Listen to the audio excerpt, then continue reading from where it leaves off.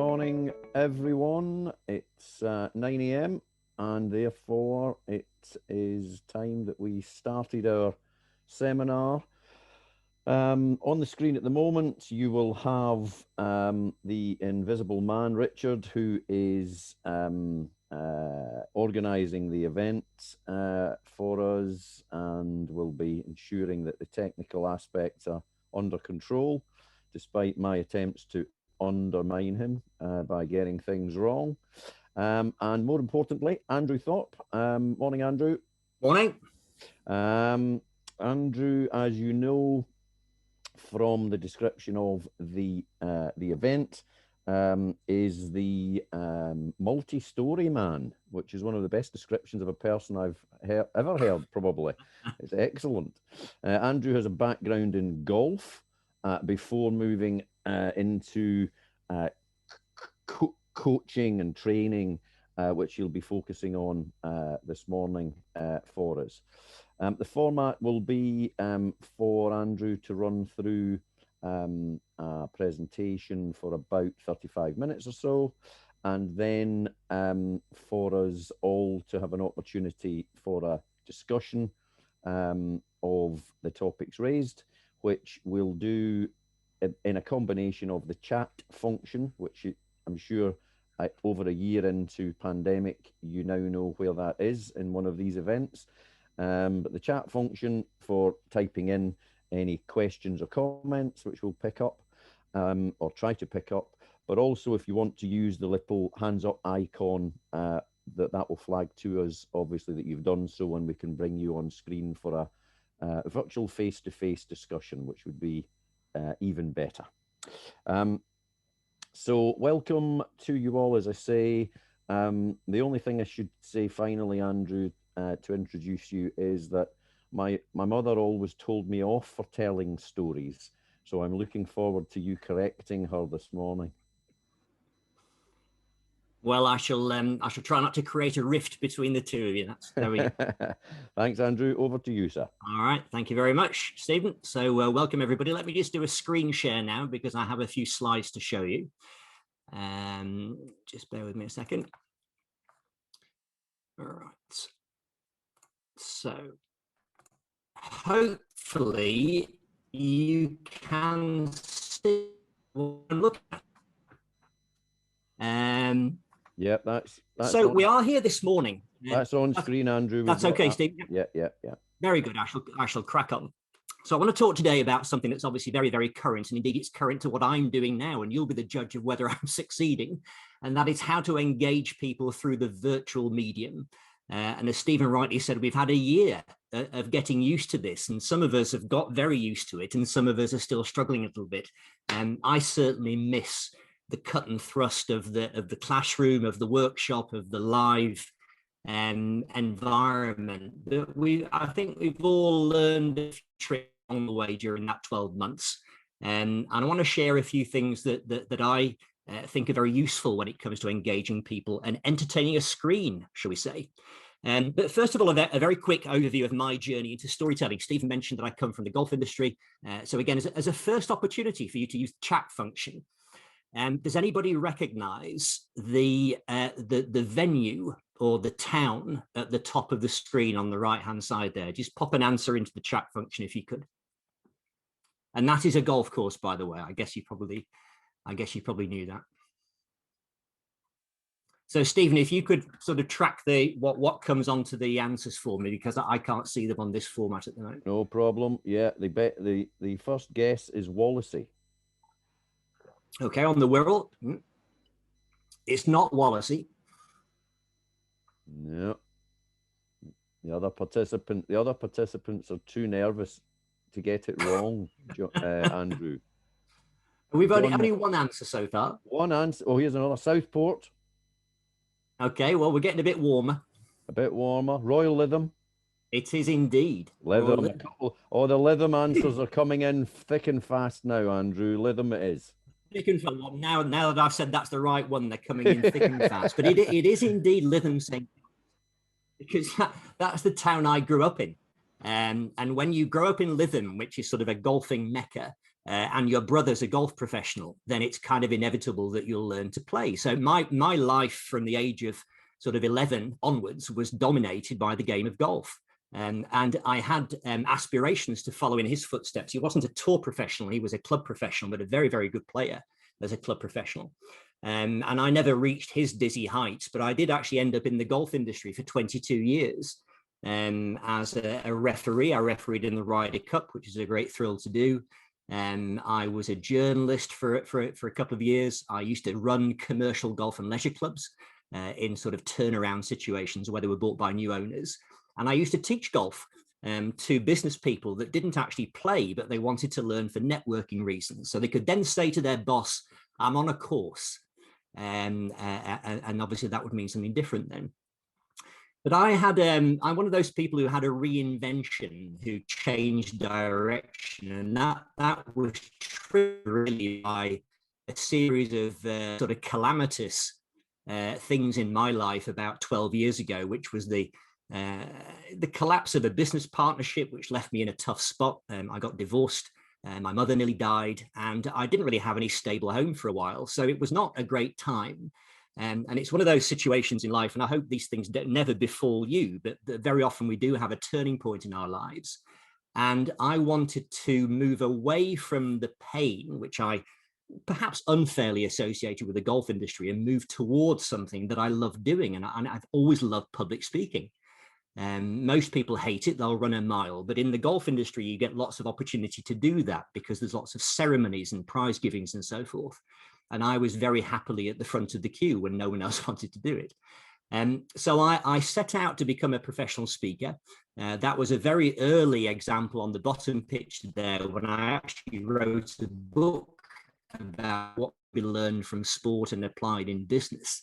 And I used to run these personal development sessions, which were hosted in Waterstones in Macclesfield, near where I live. So things went reasonably well to begin with. It was a slow start. And then latterly, I sort of moved away a little bit more from just public speaking to helping people to tell a better story about themselves and about their organization. Because it struck me when I was helping people to present better, which was the main way I earned a living initially, is that what they had to say didn't do justice to what they really had to offer. They weren't able to convey the value of what they were actually giving. So of course, my work is half about helping people to craft that better narrative for themselves, for their business, for the product service they're selling, but also then to be able to tell it well, and I sometimes call that verbal PR, when they are in situations where they have an audience. And of course, in the last 12 months, that's been on a screen. And it's very difficult to entertain pixels as opposed to flesh and blood in flesh and bone in front of you. And a certain degree of adaptation is certainly necessary. So one of the things that I wanted to raise awareness with you this morning is that I had a book delivered to me the other day, which was written by Carl. And Carl is actually a former client of mine. He's become a friend. He's based in Sheffield. He does lots of work around IT consultancy in larger companies. And he's a self-confessed geek. And he's written a book about how to be more engaging online when you're presenting or communicating remotely. So he's called it Be Seen and Heard. And that is the book in front of me. I have it in front of me now, the actual copy that he very kindly sent me, because he referenced me in the book, because I guess I've influenced him in some way. But the reason I'm highlighting Carl's book is that he talks about it in a way that I don't.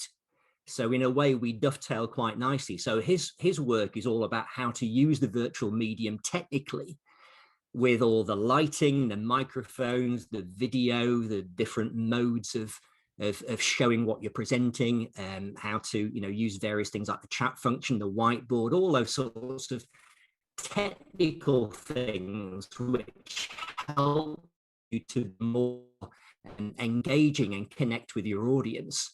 And I don't really teach any of that stuff. And you ain't going to get that today, because I help people to connect through what they say. and whether their message resonates with the audience that they're trying to, create some kind of connection with, a relationship with. So in a way, Carl's strength is not particularly a strength of mine, and my strength is not particularly a strength of his. So if you add the two of us together, it's quite effective. So I would recommend that you seek that book out. It's just come out. I guess it's available on Amazon and so forth. But I wanted to give Carl a little bit of a mention because he's put together a really, really interesting piece of work there. But in a way, it's not what you're going to get from me today. So what you're going to get from me today is that the lady on the side is holding the thing up saying, I want your attention. Because obviously when you are presenting, you've got to get people's attention. And the best way of doing that is to talk about something that they are going to be interested in, that they're going to somehow relate to. So let's sort of dive into this a little bit more deeply. I want to sort of start in a way with a little bit of interaction with you. And again, by all means, use the chat function with this. And Stephen, if you can just scan what answers come in, and I'll have to leave a few moments for you to sort of think about this. These are a number of celebrated moments on TV in the last few years. Some of them quite a while ago, some of them very recently. And in the chat function, just put in, whichever ones you can recognize about, sort of who's involved and what's going on in just a few words. So I will go quiet for a moment while you put some answers into the chat function. Stephen, I'd be very interested to know what comes up.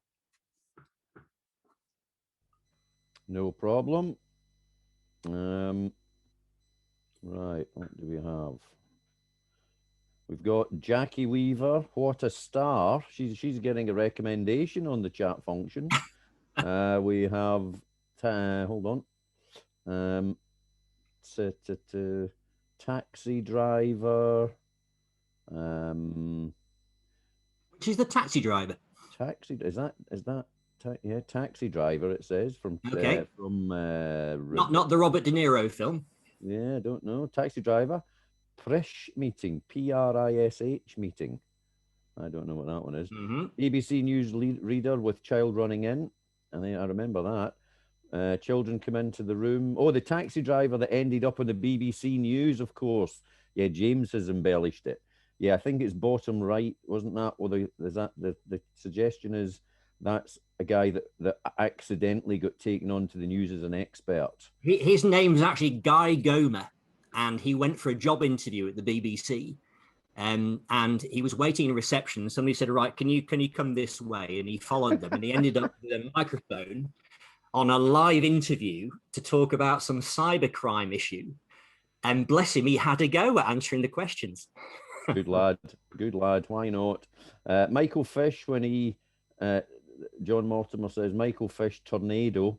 I think this was when Michael Fish said there's going to be a small amount of wind. And yes, there'll be no storm. Yeah, no storm tomorrow. Definitely no storm. Paul has actually given us the year of that, 1987. That's very precise. I like that. Michael Howard stonewalling.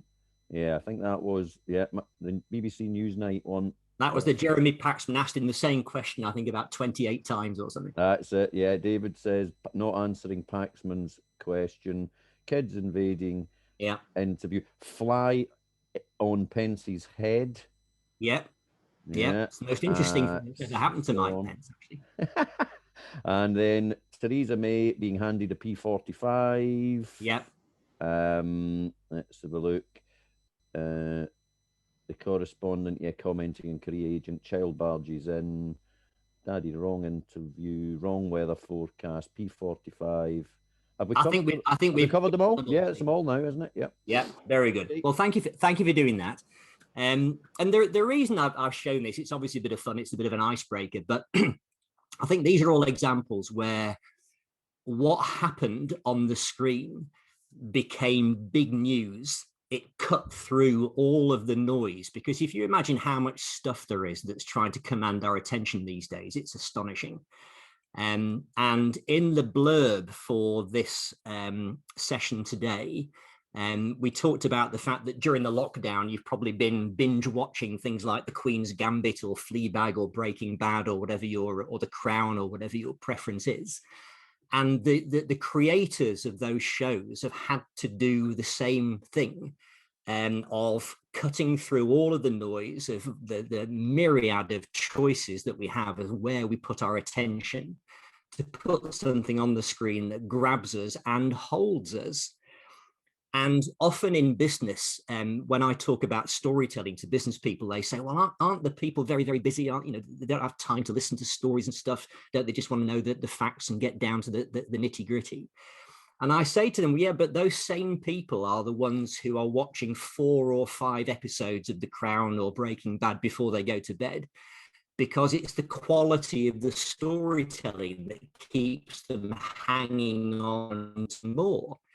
So what I always say to people is, if you speak about things that are much more interesting around your business, your product, your service, then it's amazing how much time people are willing to give to you to listen to you, because it's worth listening to. It cuts through that noise. It's something a little bit exceptional. And there's a wonderful reference that Seth Godin makes. Seth Godin is a great hero of mine. He's a marketing guru based in the States. And he wrote a book called The Purple Cow many, many years ago, which is all about standing out. And he reminds us that the word remarkable means literally worth talking about. So you have to ask yourself, is all the stuff I'm putting on the screen, whether that's in a presentation or in blogs or LinkedIn posts, is it worth people's attention? Is it remarkable in a literal sense? So today I want to talk a little bit about how you can do that for some of the key messages that you need to get across. So let's talk about story types, because a lot of people think of storytelling as just simply, well, is it just telling an anecdote? Is that all you do? Do you do anything else? They sometimes ask me. As if, all I do is help people tell sort of amusing stories. And certainly telling an anecdote is an important skill. But it doesn't do justice to your perception, I think, of the breadth and the depth of this term in relation to business. And I call it applied storytelling. So other story types or examples of storytelling in the business world would be a pitch of some kind, a simple proposition. So I've mentioned PAL there. I sometimes use the word PRO as well, which means pain, aspirin, and legacy, or pain, remedy, and outcome. So basically, there's a problem that you solve. This is the answer for it, and this is the outcome or the legacy that you can expect afterwards. That's a simple packaged proposition. That's a piece of storytelling. And we sometimes talk in storytelling of the 3-act structure, which is a beginning, a middle, and an end. And again, that's got 3 parts to it, and we like things in 3s.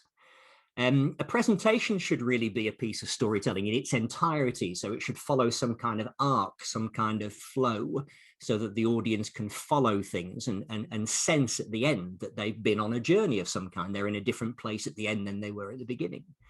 And if you're trying to explain something that's quite complicated, you may have tried to explain something to somebody and they didn't understand it the first time. Well, you can't use the same words again and hope it'll work the second time.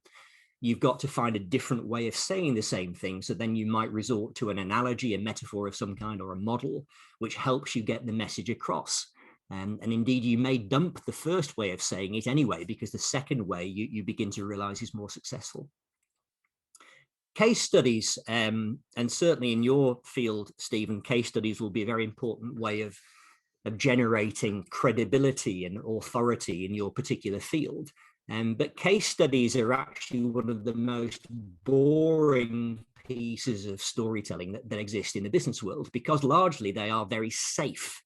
They're often very linear in the sense that here was the client issue, we did some wonderful work and we had a successful outcome. And it sounds very, straightforward and positive, but the trouble is that life doesn't work that way, and it doesn't convey the truth of what really goes on. And there's no drama, there's no turning points, there's no struggle. And if you make your case studies and the work you do sound too straightforward, it actually undermines the value of the work you do, because you want to convey the fact that it's really difficult doing what you do in the way that you do, but that you do it well. And you have to adapt and deal with the curved balls that come your way. So case studies can be transformed into something that's much more engaging and real and authentic without, damaging your credibility or your professionalism. Your own personal story has a past, a present, and a future element to it. But what's important, I think, is that you don't go through the chronology of your life from where you were born and when you make the mistake of asking somebody, well, tell me about yourself. And then 15 minutes in, they've only got to the age of 5. And you think, my God, how long is this going to go on for? So they're running through the chronology of their life, but you're much better off focusing on key moments in your life, turning points, because they're really interesting. You don't need to do the whole thing in the same degree of detail. And then imaginary storytelling is where you're using something hypothetically. Suppose you're on a Zoom call and somebody starts waving at you, and everybody starts waving at you, and they're moving their mouths, but you can't tell what they're saying. And you're actually on mute, and they're trying to indicate that you haven't got your microphone turned on. So that's like a hypothetical situation, which indeed is again a piece of storytelling. So the purpose of this slide is to show how many types of situations could be classed in that particular way. So I want to talk about 4 particular themes today. A little look at the psychology behind it, why it works. We'll look at some really important types of story for you, I think, in whatever business you happen to be in. We'll look at the way that you say these things, the performance of what you say, and also this idea of building a library, this sort of collection of material that you can pull out of the bag and use when you need to. And PPP and SSS is a pre-prepared presentation. So this is a PPP that I'm doing now. So I've got slides, I've got a flow, I've kind of got an idea of what I want to say in whatever order it is. But an SSS is a spontaneous speaking situation. And that's a conversation to you and me, where you're having to improvise and think on your feet a lot more. It's not a pre-planned situation. So in both those scenarios, storytelling can come in really, really useful. So in terms of the psychology, what's really interesting is that human beings have an innate need or desire to explain things to themselves, to make sense of the world somehow. The world's a chaotic, messy place, and we have to find a way of understanding it. So, for example, if you send off a proposal to a prospective client and you hear nothing for the next 14 days, when you are in the flow of discussions with them, you'll start telling yourself a story about what's going on, about why they're not replying. And the same would apply, obviously, if you sent in a CV and you thought you were in line for a job, or you'd done an interview and you heard nothing. We have to fill the void with something to make sense of what's going on. And it might be, well, they didn't really like me. Or maybe I'm not as good as I thought I was. Or, oh my God, there must be so many others in line for this. Perhaps I've underestimated how difficult it is to get this kind of work.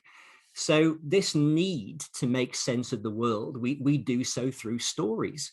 And those sort of tropes or story types on the right-hand side are very, very commonly the way that we do it. So good versus evil might be, that you're the good guys trying to help the evil problem that somebody has. So you've got this fight between two forces, a protagonist and an antagonist, and that can make the case study, for example, much more interesting. Revenge might be where you're taking revenge on the problem. A lot of people go into business because they had a bad experience at the customer end and then turned around like a poacher gamekeeper thing, and then decided, well, you know what, if I'm not able to get decent service, I'm going to be the one that provides it. So in a way, you're almost taking revenge. Or it might be that somebody, a teacher at school said, Stephen Lindsay, you'll never make anything of yourself. You're lazy, you don't study hard. And then Stephen thinks, do you know what, I'm going to prove them wrong. So in a way, that's almost like taking... Remarkably accurate, Andrew. Vulnerability as well. I think there's a lot of issues around vulnerability and whether leaders can show it. They're often afraid to show that they're anything less than invulnerable. So that's a recurrent theme. A fish out of water might be where you are, and you're in charge of a team for a first time, or you have to give your first client pitch or go to your first networking event, so you feel out of place. And that's a very common scenario. And love story, also applies. It's not just workplace romances that can apply to work, but it could also be the fact that when people tattoo the Harley Davidson logo on their skin because they are so linked to that brand, that's not just practical benefit of having a motorcycle. That's love, and it's more than just a transactional relationship. So a lot of the time we can make sense of things through these story tropes, and there are many more of them available, but it basically helps you to make your message more memorable, and it helps to trigger an emotion in your audience. Because if you're always talking logically and giving a logical, factual proposition to people, it may be seen as potentially useful, but it's very dry. And, you know, we're driven by emotion. So stories are very good ways of triggering emotion in your audience. And I mentioned the rule of three as well. The rule of three is an interesting thing, a beginning, a middle, and an end, you know, and location, location, location. It happens over and over again. We like things in threes. And I think it was Carmine Gallo, who's an American writer. He does a lot of stuff around storytelling and puts forward the theory that the rule of three works for us psychologically because it's the lowest unit of number which actually forms a progression. So two things isn't really progression, but three indicates a direction of travel and a progression. And he maintains that's why we like things in threes.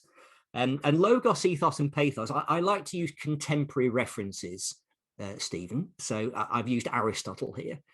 And his advice still applies because this is a thing he described as modes of persuasion. So logos is the factual, logical, rational proposition you're trying to put across. It appeals to the brain. And ethos is about your credibility, your authenticity. And are you an authoritative source to be able to talking about what you're talking about? And a lot of people try and establish that by front loading all their credentials on the screen. And the problem with that is it's not particularly humble. It sounds like you're bigging yourself up and you're judging yourself. And I think a better way of establishing your ethos is just simply by dint of delivering some really good insights in an engaging way. And then by definition, you're seen as authoritative. And pathos is where you really make the audience care about the characters in the story. So if you're talking about a case study, you want people to be sort of emotionally connected with what's going on, to want a good outcome. And you see this logos, ethos, and pathos thing. That's applying to the heart, by the way, the pathos. You see this in something like climate change and environmental issues. So you can use logos to show, for example, the amount of plastics in the ocean by, tonnage and what different types of objects there are in the ocean. That's logical, that's logos. But if it's Sir David Attenborough, our national treasure, who's talking about it, then he's got massive ethos because he's Sir David. He is the legend who he is. He's been doing this for a long time. So we trust what he's saying. And yet, if we want people to really care and be moved, we'd show maybe a picture of a turtle that's being slowly strangled to death by some discarded fishing equipment, or maybe slowly being strangled by a plastic bag. And we have a visceral reaction. We think, well, this is disgusting. Something's got to be done about this. This is terrible. Is this what we're doing to our planet? And so I want you to understand that those three types of content, those three types of elements are moving us on different levels. It's appealing to head, it's appealing to gut. And you often get that with a CV or an interview where you just have a good feeling about somebody, even though their CV, their credentials isn't necessarily as good as someone else's, but you have a good gut feeling. And then the pathos is to the heart. In terms of your core material, I think these are the big four that I often highlight with people: the elevator pitch, a case study, a presentation, and an anecdote. So let's look at each of these one by one. So the elevator pitch, I think, does cause people some consternation. It's a very interesting problem in a way, because we think, well, we should know what we do. We're very close to it. We should be able to describe what it is that we do to people. And a very, very simple model for this is PRO. I used to call it PAL. I'm sort of preferring this model now. It's the problem you deal with. It's the remedy that you have for it, which is your product, your service. It's the outcome that you create for people as a result of applying the remedy. And the reason I've highlighted remedy in white as opposed to yellow is that in my experience, a lot of people who are selling a product and a service are very comfortable talking about the remedy. they'll launch into a very detailed description of what it is, how it works, and so forth, and the process behind it. And the problem with that is, well, the reason they do it, I think, is because they're very close to it. They're very familiar with that. It's easy for them to talk about. But the pain and the outcome is more about the audience. So to be able to talk about the audience, you've got to get into their shoes. You've got to understand the reason why they're in the situation that they're in and the implications of having that problem. And if you can tell a good story about the pain, you make the audience more attentive because they realize that you're talking about them and that this stuff matters. And perhaps you haven't even fully understood or appreciated the problem that you've got and the implications of it. So there's then more of a desire to be interested in the remedy. And then if you can paint a picture of a future that sounds a lot better than where people are now, that's the outcome. That's like an aspiration for them. It's an aspirational future. And in a way, the distance between the problem that they have and the future they could have is the value of your remedy. So the outcome and packaging that together, even in something as short as an elevator pitch, is a really skillful thing to do, and it can be done. It can be done. And one of the ways of making it a little bit more unusual is to introduce the pain in a slightly creative way. And you may have come across a news story recently. If you've not been living in a cave, you probably have heard that the Suez Canal was blocked recently by a large ship whose captain must have been somewhat embarrassed to have caused such global implications. And if you imagine that the Suez Canal is an artery, which it really is, it's an artery. What happens when arteries get blocked is that there are severe consequences. And it's not beyond the wit of man or woman to come up with a connection or a metaphorical link between a blocked artery and the work that they do. So if you were a nutritionist or you ran a chain of health club stores, it wouldn't be too difficult to bridge or link between the blockage and the work that you do. Or indeed, if you're an executive business coach, you're removing blockages, which might be things like self-limiting beliefs. So you start off by introducing the pain with something like, that ship that was blocking the Suez Canal recently, and then you're on your way. You've hooked somebody with something interesting. You've presented the pain in a slightly unusual and creative way, and then you begin to link it to what you do. So that's one way of making the elevator pitch a little bit more interesting to people.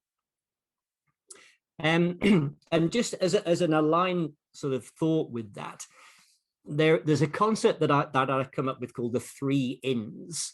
And I think it is a much better way of communicating. It's a much better way of conveying value to people and providing real insight.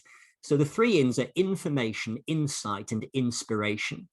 So information is where you're delivering something that potentially might be quite useful.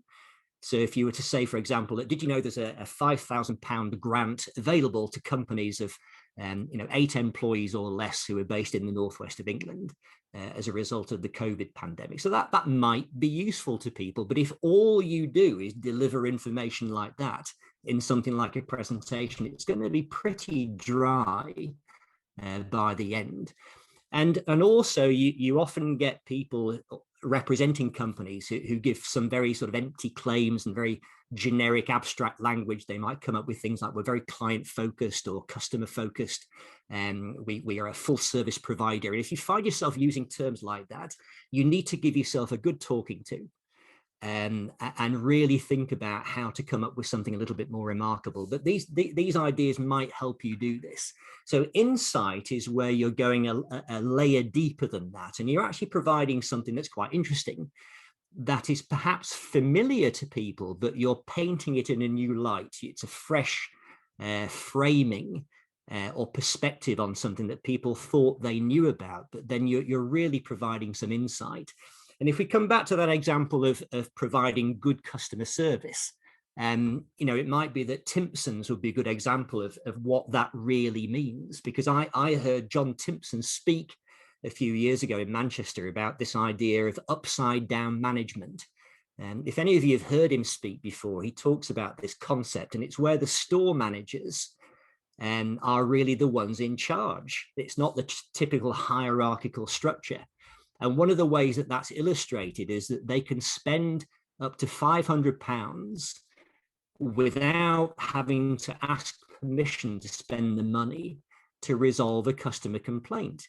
Because in John Timpson's view, it nips it in the bud. It deals with it quickly rather than, sending it up the chain of command, and it becomes a bigger and bigger problem.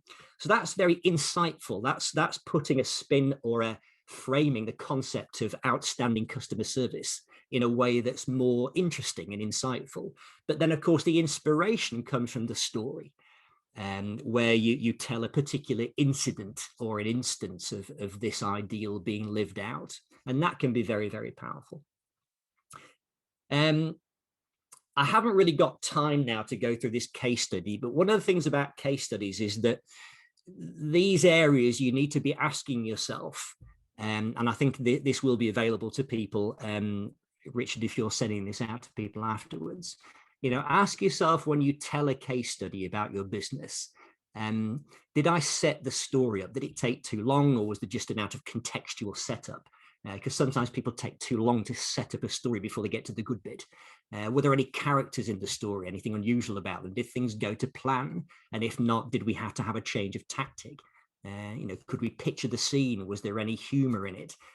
Did we act out some of the conversations where we were, talking to a client about something? Was there a good outcome? Were there lessons learned? And also, could you remember the story so that it can then be passed on to someone else? That's often the mark of a good story. Could you pass it on to someone else? So if your case studies are actually too complicated and too dry for people to be able or to be bothered to remember, then they're not really going to spread. With presentations, I would recommend that you check out a podcast, which I would recommend it because it's my podcast. It's called Leaning Forward. And it explores this art of persuasive speaking, of verbal communication. And in it, we talk about the idea of a 6-part structure for a presentation. So you start with an attention grabber, you link from your theme, like the Suez Canal, to what it is you're actually there to talk about. Maybe a little bit about you, but not too much, not front loaded. The meat of the presentation, package it nicely, don't tell them too much. Do less, but do it better is a great principle. Summarize what you've said and then suggest some kind of call to action. But there is an episode of Leaning Forward where I actually analyze one of Carl's talks. I mentioned Carl before, the guy who wrote that book. And he gave a talk, which I still maintain to this day is probably the best short talk I've ever seen. It's 6.5 minutes long and it's brilliant. And if you type in Carl Southern basketball into YouTube, you'll find it. But I would recommend that you go on to the Leaning Forward podcast. You can find it through Spotify or through Apple Podcasts with a simple search. There is an episode where I actually break down his talk and explain why I think it's as good as it is. So you'll get a lot of ideas from that as to how to make your own, online or indeed any presentation more engaging to people. Just pressing on now, again, when you're telling stories, good delivery matters. You've got to choose the right one for the right occasion, the right length. The tone has to be appropriate for the occasion. And think about the lesson that can be learned from the story that you're telling. And also remember that a lot of the time, people who say, well, I don't have any stories to tell, nothing interesting happens to me, they're probably looking for something too big. They haven't won an Olympic medal or, climbed Everest, but it's the small stories that are often the best ones. And that's why the likes of journalists and comedians are very good at finding material in the everyday world, because their mental antennae are tuned in all the time. And they're always finding stuff that's going on. And they begin to think, well, what can I make of that? And there is actually a process that you can use, which I call rehearsed spontaneity, which sounds like an oxymoron. And it means that as you build this library of material, whether these things are case studies or models, anecdotes, analogies, metaphors, or whatever, and you're able to build up a library that you can reliably pull something out of and then deliver in the moment. So it's spontaneous in the sense that you just pull something out there and then, depending on the conversation or when you want to use it, but it's rehearsed because you've told it before. And as you're building this library, being curious helps. Again, the journalists, the comedians are very good at this. Finding an angle, what could the Suez Canal blockage mean? Well, it's about blockages. And practicing the story, telling it so that you can really nail it and make a good point out of that seemingly, innocuous incident or unrelated thing. And then once you've got the thing, nailed, and you're used to delivering it confidently, it goes into the filing cabinet, and then you pull it out when you need to. So this way of building up a library, I think, is a really powerful way of either positioning something deliberately in a PPP or just pulling it out in a conversation. And then finally, just something on the filing system. A lot of people say, well, how do you build up this library? Well, I think it's a good idea to sort of begin to categorize these things and maybe give each of these little stories a name or a tag, the one about the coffee or the one about the horse or the one about this. You've got to obviously remember the key elements of the story, but then you need to think about the moral or the lesson that you'd like to teach people from that particular incident. And what's interesting, when you start sharing these things, people will see new angles in what you've shared. So they'll see something different in what you think the moral of the tale was. And then you can effectively build up more angles based on the reactions of other people to what you're talking about. So just circling back to what we started with, I think it's very much about, by all means, check out Carl's book. And I'm not on commission, by the way. It's just, I think he's got some great advice in there about how to use the online medium technically more efficiently and more effectively. But my message to you today is start to think about developing a better story. And in all of its senses, far beyond just telling anecdotes, and build the confidence through practice to tell it well, both in positioned, PPP situations, but also conversationally. So you can then adapt to all the different situations when you might have to use this skill. So that's it. We'll go into more of a conversational session now through Stephen and Richard. But those are contact. Do connect with me on LinkedIn. And check out the podcast. And at this point, I will shut up and welcome Stephen and Richard back onto the screen, hopefully, and then we'll see if there are any questions. Thank you, Andrew. Excellent. You won't be quiet for long, I'm sure. Rightly so. Thanks very much for that presentation, Andrew. Absolutely tremendous. Any seminar that K. Johnson G run which mentions Aristotle has got to be good, as far as I'm concerned. Contemporary references, Stephen. That's it. Contemporary is the thing. So as we mentioned earlier, let's just use the chat function, and if people want to use the raise your hand symbol, please do so, and we'll bring you on screen for a discussion with Andrew, raise a question or whatever. Yeah, just to kick us off, Andrew, for me, I think the key things, and everyone takes different things from these presentations like yours, don't they? And the couple of things that really sort of talk to me, if you like, are the combination of storytelling coupled with the use of easy pictures and models, graphics, that when you're talking to someone, especially face to face, obviously it's easier, where you can draw a little, a model that represents what you're describing and makes it easy for them to get it, but you're telling the stories alongside it. In other words, it isn't some bland model or pictorial representation. It's real because of the storytelling, and that sort of combination, I think, works really well.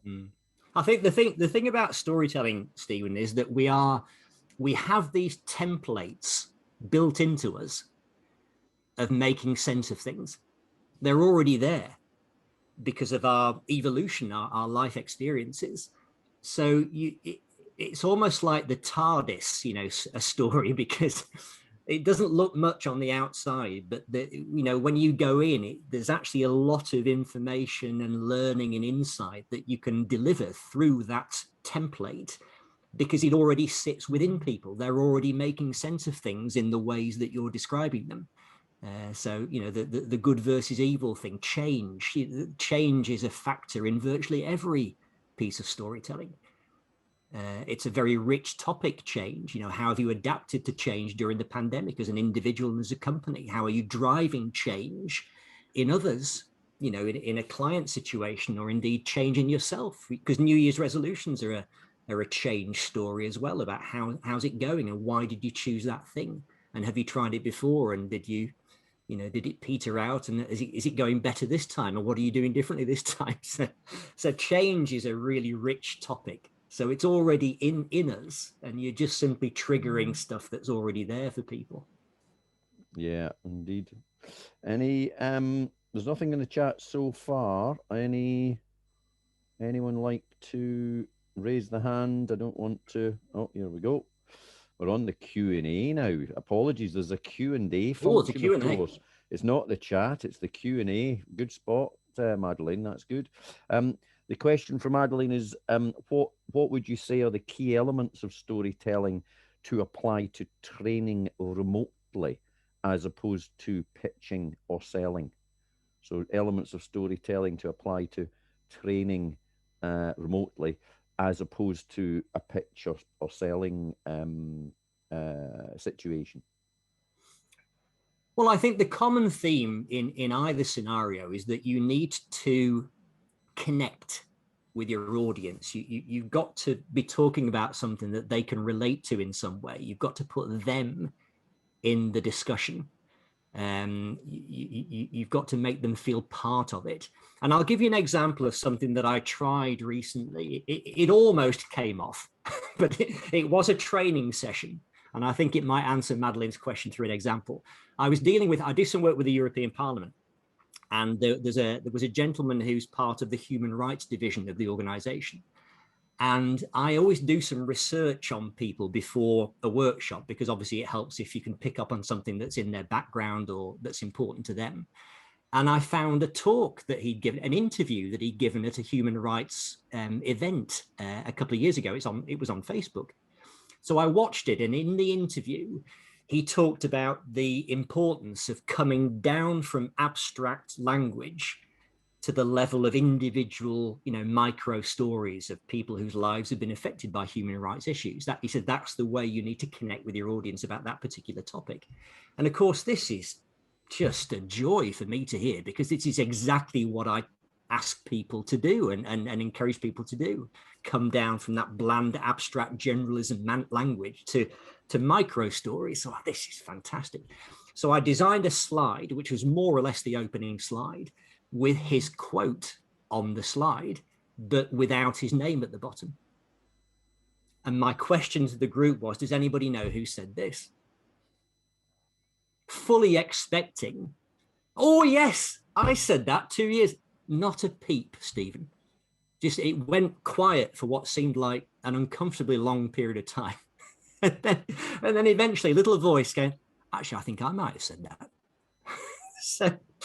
So it didn't quite get the reaction I was hoping for initially, possibly because he either couldn't remember that he'd said that, or that he was embarrassed to show off in front of his colleagues. But it actually got us off to a really good start. And I think the essence of that story really is about find something personal in the audience that will link you with the audience, quite quickly. And then it becomes more of a connected relationship between the trainer and the audience. Excellent.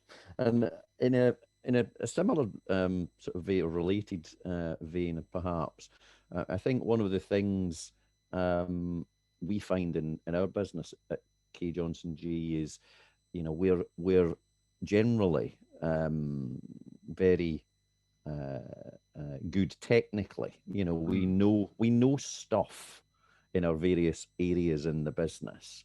And you mentioned, Andrew, that danger of going to solutions and focusing on solutions and showing how much you know.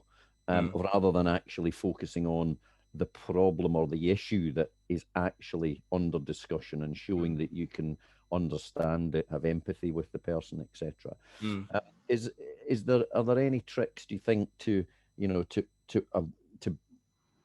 balance that sort of show you have the knowledge by telling people what you know, versus not giving everything away, all the answers away, because you see that as the only way of actually showing your knowledge? I think it depends where you are in the relationship with your audience. If you're well advanced in your relationship with a client and they simply want to know, well, how are you going to deal with this issue? Then you don't really need to talk a great deal about the pain, because you already know what the pain is. We've been talking about this for weeks. Just tell me what you're going to do. But sometimes the audience doesn't know yet that they have the problem, or they haven't fully appreciated it. So you've got to educate them a little bit more about the pain as a proportion of the answer. And then maybe in the next session, it will be the percentage of talk about the answer will be greater than it is in that earlier engagement. So it depends where you are in the relationship. But I think if you're at the very beginning, where you're just trying to convince an audience that they need your services or need to be talking to you, you don't want to give too much of the remedy, because not so much in terms of giving all your pearls of wisdom away too early, but you want to remind them why they need this, because they're not sure yet. So the percentage of the ratio of the pain, the remedy, and the outcome will change according to the relationship you have with the people you're talking to. Yeah, indeed. Good. A question from Ian. Do you have any suggestions on how to break up a morning's training using video like Zoom? I presume break up, Ian, doesn't mean cause it to fall apart. I presume break up means split it into sections. I'm hoping that's what it means. Well, I mean, that question could mean a few things. If it means breaking it up, in other words, how do you end it properly? Yeah, I think that's a different question. It is, yeah. Ian, you can maybe tell us in the chat. I think you mean if it's a full morning that you're dealing with, so it's quite a lot in a video environment, video meeting environment. Any suggestions on how to break that up such that it becomes more palatable overall, rather than just 3 hours worth of chat? Well, I think variety is the key, and it is definitely harder than it is in a face-to-face situation to create a vibe and to bounce off people and to make it seem, a varied experience. But I think you can provide variety of experience through the imagery that you use, the level of detail in each section of the presentation, in terms of asking people questions, getting them to interact in some way. But I think sometimes with interaction on the screen, I sometimes feel that it's interaction for interaction's sake. So I've seen people use the poll function, for example, and I think to myself, well, have we really learned anything that we didn't know before? Because I sometimes think it's just using it because it's there and I need to interact more with the audience. So in a way, a little bit like using PowerPoint because everyone uses PowerPoint, even if it's adding nothing to the presentation. Yeah, exactly. Yeah. So I think you can provide variety of experience by making the content you're presenting better. Visually, a bit of auditory, and maybe some interaction, as I've tried to do today. So I'm not saying that I'm the best in the world when it comes to using the remote function, because I love face-to-face. I live for a room full of people with whom I can bounce off and interact. And it's actually, spare a thought for presenters as well here. It's not easy presenting to a screen and getting virtually nothing back. It's very, very difficult to adjust to that lack of feedback. So you might tell what you think is your best story, and it normally gets a great laugh with an audience, and you just get a wall of silence. And then if you're lucky afterwards on the chat function, really love that story, made me laugh out loud. I said, well, you could have fooled me, I didn't hear a thing. So any kind of performer relies on feedback, because that's the way they gauge whether they're connecting.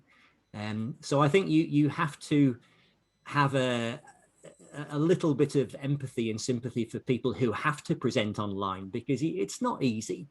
But I think a lot of the things that I've mentioned today will help you create more engaging content, because there is variety built into the content, and there is relatability and connectedness built into the content.